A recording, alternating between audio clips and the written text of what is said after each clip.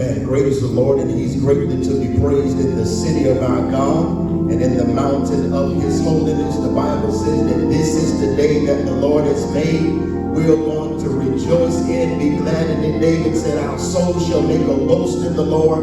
The humble shall hear thereof and be glad. Oh, magnify the Lord with me, and let us exalt his name together. Come on, let's just take one moment and just magnify the Lord. Lord, you are awesome. Lord, you are mighty. Lord, you are magnificent. We extol you. We enlarge you. Father, we thank you for your great name, your powerful name, your strong name. Father, we thank you, God, that your Bible tells us that heaven and earth shall pass away, but your word will stand forever. We thank you, oh God, for what you've done. We thank you for what you're doing right now, and we thank you for what you're getting ready to do. If it had not been for the Lord who was on our side, David said, where would we be?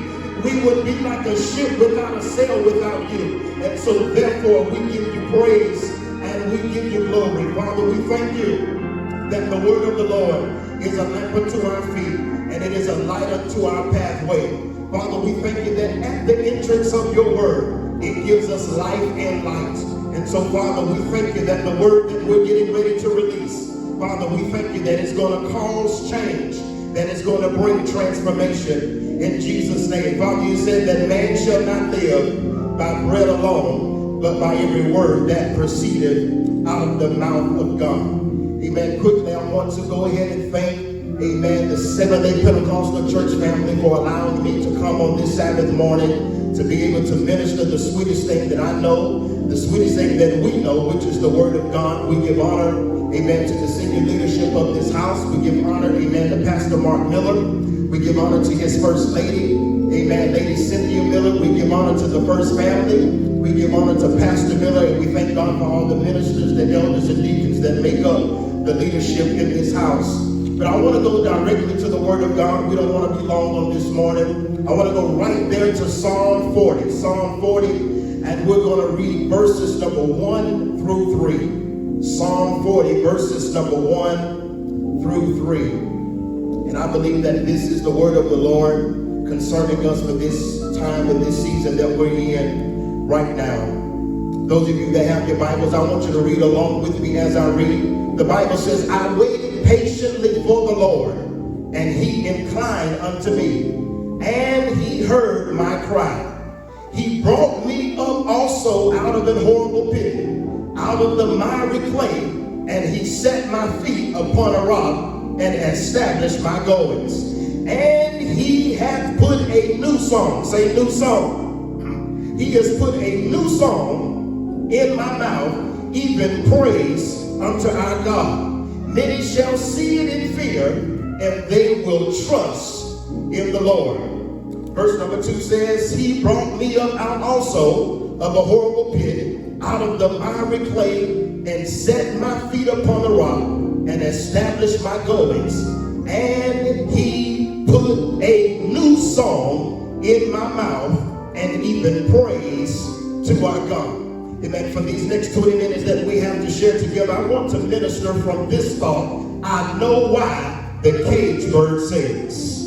Amen. I'm going to say that one more time. I know why the cage bird sings. Amen. Brothers and sisters, we have all heard of this poem that was written by the late Maya Angelou. I know why the cage bird sings. This poem was, amen, just a synopsis of what her childhood was like. This poem was a synopsis of the struggle that she had to experience in civil rights. This poem was a synopsis of what she had to experience being raped and molested in her life. And she felt like that she was in prison in her own house. And so she penned this poem entitled, I Know Why the Cage Bird Sings. It was the present calamity and the present confusion that she was going through that caused her to be able to write this poem called I Know Why the Cage Bird Sings. Even in the time that we're living in right now, where we're experiencing a day that we have never seen before. We're living in a global pandemic that we have never seen before. We're fighting an invisible virus. We're fighting an invisible spirit that is potent and powerful because it's been taking our people out. It's caused people to lose their jobs. It's caused people to be able to now to have to reevaluate and reestablish their life. Everything that they've questioned about their life and their ministry, everything that they've questioned about their family and their future, they have now had to question again. Because we're living in a time that we have never seen before, where people have been laid off. They thought that they were going to be sheltering in place for 7 days. And 7 days turned into 10 days. 10 days turned into 14 days. 14 days turned into 30 days. And now we are at week number 16, where we have been in quarantine and we have been sheltering in place with different phases of now reopening. But now coronavirus COVID-19 is on its rise again. In the midst of dealing with the global pandemic that has caused such great, oppression and depression, we now not only face a global pandemic, not only faced with the agony of being in quarantine, but now we're hit with racial injustice and police brutality. That while we're on the news and we see in the numbers and the rates going up for this virus, we're also seeing police officers that are killing our black men right there in the middle of the street. George Floyd, we see right there in Minnesota where, the police officer had his foot on his neck for 8 minutes and 46 seconds until the point of his death. We see Ahmaud Berry, that he was running in the neighborhood. We see him running in the neighborhood, and because, that two guys were in their truck and they were frightened just by his mere presence. They shot him in the middle of the street as if he was a deer. Came to tell you that not only are we facing, a racial injustice and police brutality, but we're seeing segregation and we're seeing racism at its all-time high even once again. But I want to admonish you that the Word of God gives us this intelligence, Pentecostal, that the Bible tells us that in everything that we ought to give thanks, for this is the will of God in Christ Jesus concerning us. That I don't know about you, but just like Maya Angelou that wrote, I know why the cage bird sings. She wrote it while she was in struggle. She wrote it while she was in quarantine. She wrote it while she felt in prison. She wrote it, dealing with civil rights and dealing with racial injustice and police brutality. She wrote it because the churches could not meet anymore, for services. She wrote it because the kids had been out of school since the month of March. She wrote it because, they could not go into any places of public without putting a mask on their face and gloves on their hands. She wrote it, because all of the stores, that they ran out of tissue and hand sanitizer. And so in the midst of what she was going through, she wrote this poem called I Know Why the Cage Bird Sings, which leads us right here to Psalm 40, verses 1 through 3.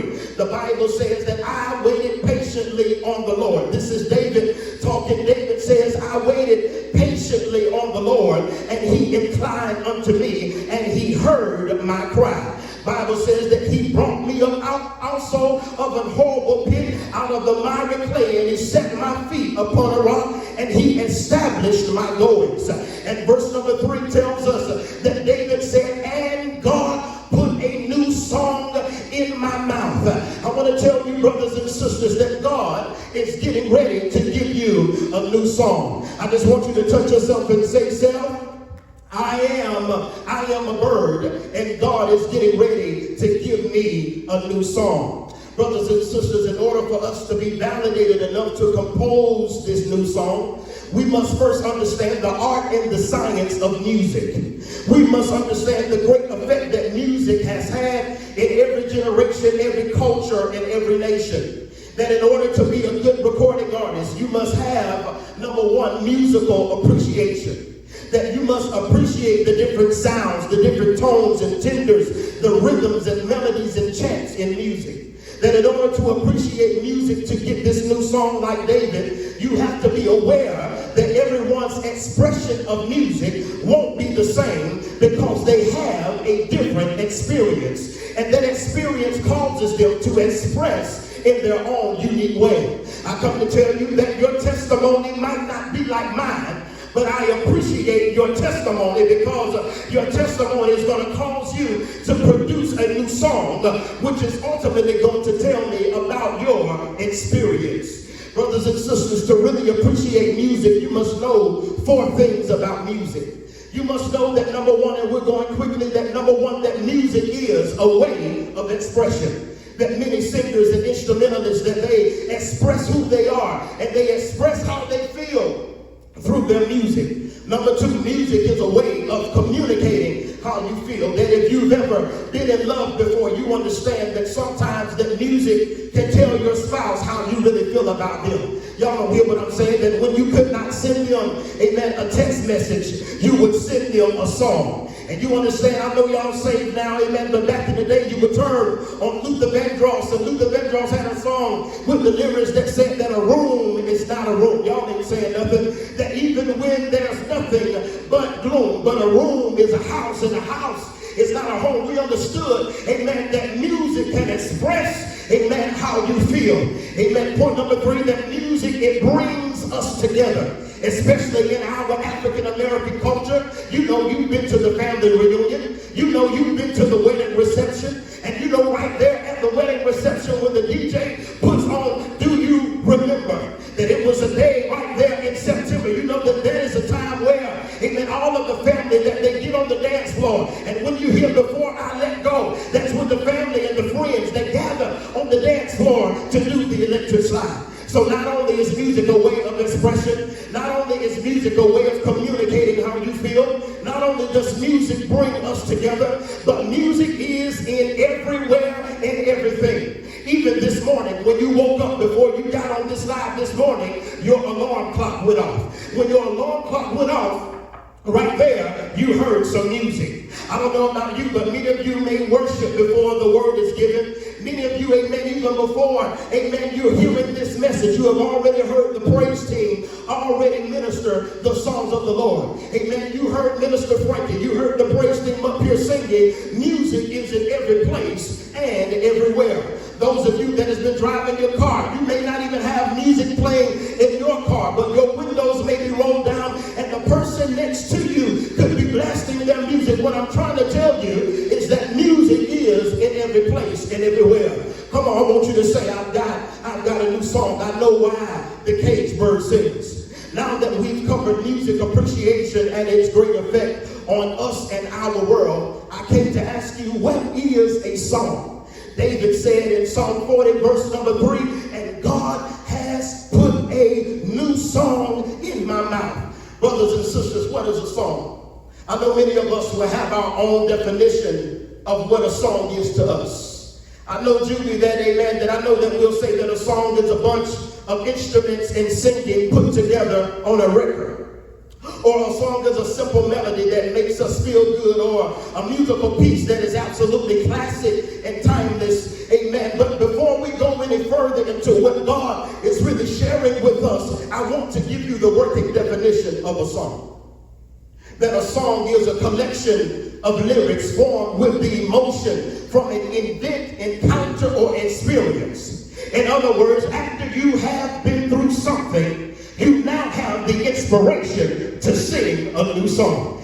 Yes, sir, that a new song is birthed from an old experience. Come on, somebody say that. A new song is birthed from an old experience. A new song is birthed from an old testimony. Or a new song is birthed from an old memory. So in other words, you are qualified to write a new song because of the last season that you just came out of. Did you just hear what I said? That you've been qualified because of what you've been through. Can I tell you something? That the last experience, the last failure, the last fight, and the last amount of frustration that you had to experience is getting ready to cause you to get a pen and some paper to produce the latest song that is going to give God all of the glory and the guts to finish strong. I want you to understand that the last season wasn't just for you, that it wasn't just for naught, that it was for God to produce an anointing and to produce grace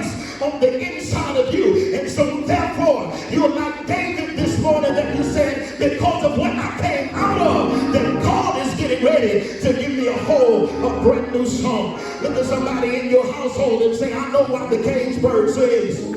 Yeah, whether you agree with me or not, I believe that if you just came out of a good season or a bad season, that you can write a new song that tells the story of why we are the way that you are and how we got where we are and what kind of praise you have. I come to tell you that the good news about a bad situation, Pentecostal, is the fact that if you have been dealt a bad hand, that we know a God that knows how to use your bad hand to compose new lyrics to a new song. I came to tell you that the new song that you're getting ready, amen, to write is, I've been to Paris and I've seen the Eiffel Tower, that I've been, amen, to New York and I have saw, amen, the Statue of Liberty, that I've been to London and I saw, amen, the Queen's Palace. But the new song that you're getting ready to write is that I've been to all these places and I've seen all these things, but one thing that I've never seen the righteous forsaken, nor his seed begging for bread. And after you've come out of pain, after you've come out of pressure, after you've come out of perplexity, that you'll be able to sing a new song. And your new song is going to say, many are the afflictions of the righteous, but the Lord will deliver us. Hallelujah, Lord. When you grab your neighbor and say, neighbor, I know why the cage bird sings. Brothers and sisters, I want you to know, amen, that songs are powerful. That songs are prophetic. And songs can be painful. That songs are so powerful that the Bible says that King Saul was dealing with a tormenting spirit. Amen. And he called in David to play a song so that the spirit could lift off of him. That I don't know about you, but those of us that God delivered you from a strong enemy, that you have to keep worship in your ear. Because when worship is in your ear, then you eliminate the enemy for trying to run haywire in your life. I gotta go quickly. Songs are powerful, but songs are also prophetic. I come to tell you that songs are so prophetic that songs have the ability to shift you into a whole new season. That for every new season, God gives you a new song to sing that will carry you into your next. Did you hear what I said, Pentecostal? I said that for every new season that God will give you a new song to sing, amen, because he carries you into your next. Have you noticed that your favorite song changes every 90 days? Amen, because you used to sing, amen, what shall I do? What steps shall I take? What moves shall I make? Oh Lord, I'm going to wait. But after your waiting has already produced manifestation in your life, now your new song is God, great God, worthy of honor and glory. We stand in your presence giving you reverence, Jehovah, forever our great God, because songs are powerful and songs are prophetic. But point number 3, and we're getting ready to go, songs can be painful. I come to tell you that songs can be painful. That in 1 Samuel 18, after David killed Goliath, the Bible says that the women were dancing around Saul and they were singing songs that Saul killed his thousands, but David killed 10,000s. Saul killed thousands, but David killed 10,000s. And the Bible says that as the women were singing those songs, the Bible says that Saul got angry in his spirit, and that's when he got jealous and tried to kill David. Because songs are not only powerful, songs are not only prophetic, but songs are painful. I want you to grab your neighbor in your house. I want you to touch them on their shoulders, and I want you to say, neighbor, I know why the cage bird sings, because God is getting ready to give me a brand new song. That I've been in quarantine, that I've been like the cage bird, I've been sheltering in place, that like the cage bird, that I've been in my house for the last 16 weeks. But just like the cage bird, I know why the cage bird sings, because the cage bird doesn't look at the boss, but the cage bird understands that after this, God is getting ready to establish me, that God is getting ready to strengthen me, that God is getting ready to settle me. When you grab your neighbor and say, neighbor, that I got a whole new song, and I know why the cage bird sings, because the cage bird sings, because the cage bird has a revelation that even though I'm stuck in the house, that God is still worthy of my praise. Even though I'm stuck in the middle of 2020, God is still worthy of my praise. And even though I'm stuck in confusion, that God is still worthy of my praise. Goodbye, Pentecostal. That's all I came to tell you. That I know why the cage bird sings. Because the cage bird, he understands. And my God shall supply all of my needs. The cage bird sings because the cage bird, he understands. Though he slay me, yet will I trust him. The cage bird sings because the cage bird, he understands that in everything to give God thanks. But this is the will of God concerning me, that the cage bird is not worried about the bars. The cage bird is not worried about the prison. The cage bird is not worried about the pandemic. But the cage bird understands, for better or for worse, in sickness and in health, for richer or for poor, to death do me part. I will bless the Lord at all times, and his praise shall continually be in my mouth. That the cage bird understands I'm not concerned about what I'm going through, because the Bible, it tells me, for I reckon that the suffering of this present time shall not be compared to the glory that shall be revealed. Goodbye, Pentecostal. I'm getting ready to go, but I want to tell you that all things work together for the good of you that love the Lord, who are called according to his purpose. So be not dismayed whenever betide, because God will. I said God. God will. I said God. God, hallelujah. God will. He's the present help in the time of your trouble. Grab your neighbor and say, neighbor, I'm praising God because I understand that it won't always be like this. That the Lord is perfecting what concerns me. That sooner or later it's going to turn in my favor, because weeping may endure for the night, but now it will come in the morning. So don't wait till the battle is over. Don't wait till the struggle is over. Don't wait till the pandemic is over.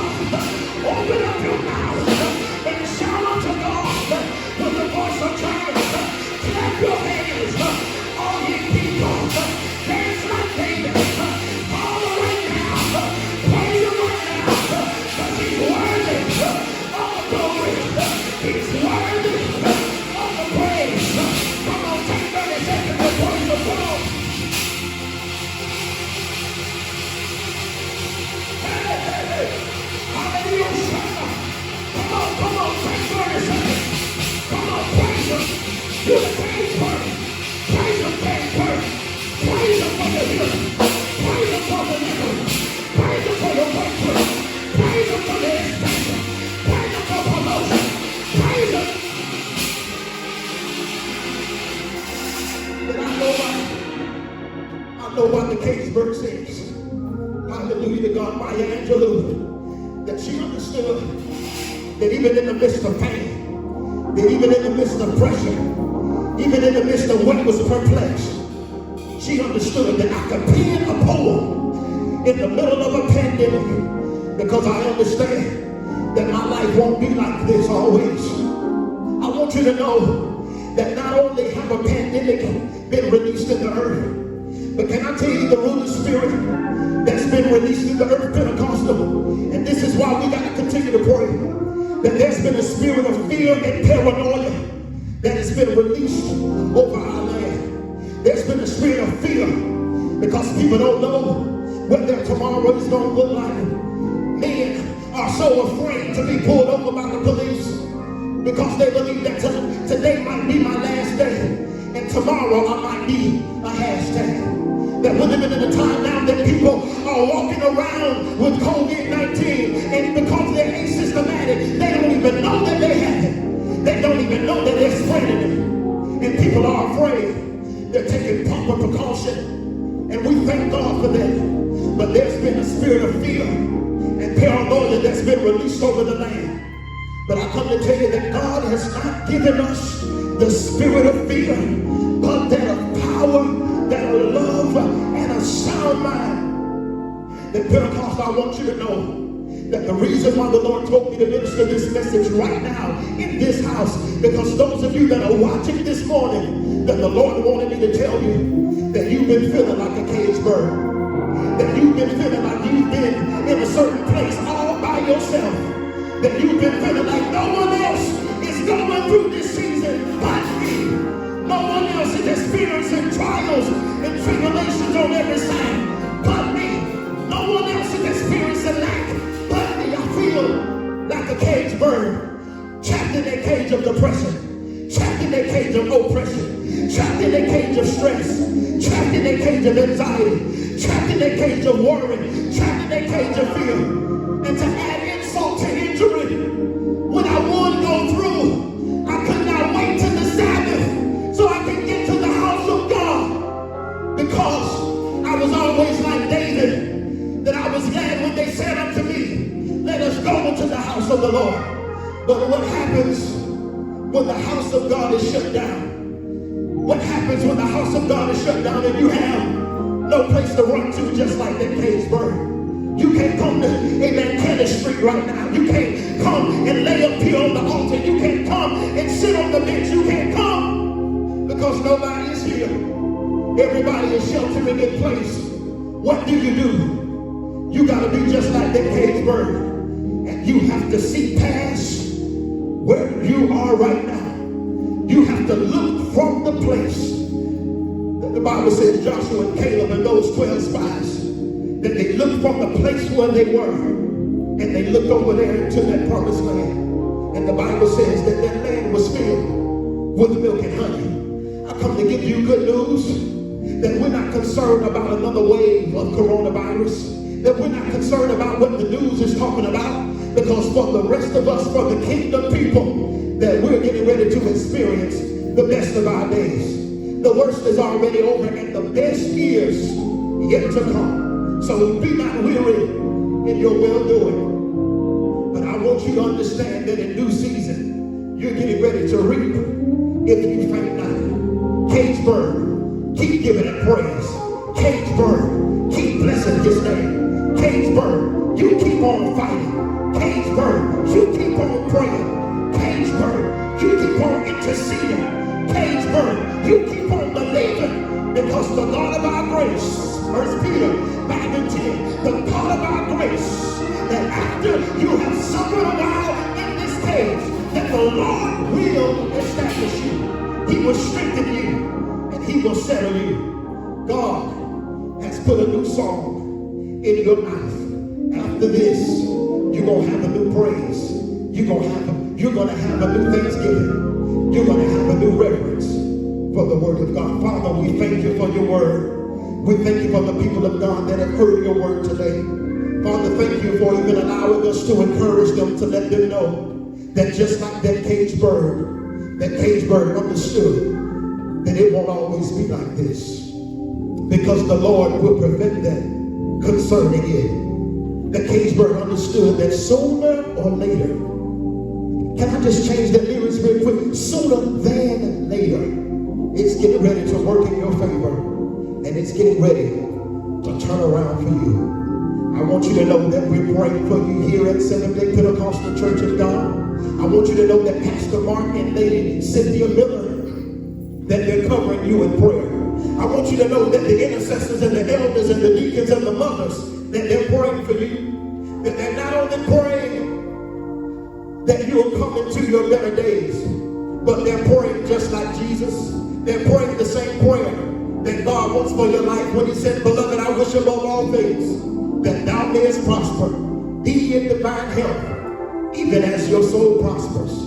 We thank you for tuning in, even on today, and we pray that for the rest of your day, that you will understand that God has put a new song in your mouth, and you'll go out and say, I know why the cage bird sings. Come on, give God praise right now.